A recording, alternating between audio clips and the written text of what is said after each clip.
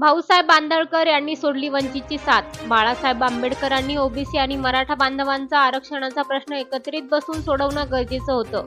परंतु त्यांनी ओबीसी आरक्षण बचाव यात्रा काढली. यातून मराठा बांधवांचा आणि जरांगे पाटलांचा विरोध केल्याचं दिसतंय. म्हणून मी वंचितचा राजीनामा देतो, असे आंदळकर म्हणाले.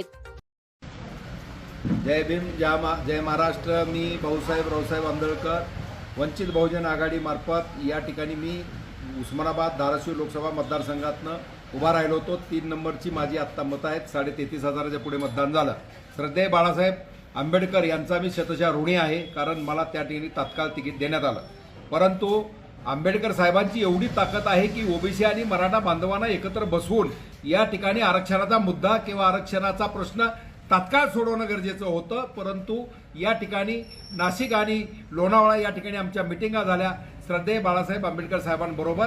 परंतु त्यांनी जे ओबीसी आरक्षण बचाव यात्रा काढली, यामुळं मराठा बांधवाचे प्रश्न श्री जरांगे पाटील यांनी केलेला उठाव, या ठिकाणी याला विरोध या ठिकाणी बाळासाहेब आंबेडकर साहेबांनी केला आणि ह्यामुळं मी व्यथित झालेलो आहे. ते व्यथित होऊन या ठिकाणी मी वंचित बहुजन आघाडी या पक्षाचा आज राजीनामा दिलेला आहे.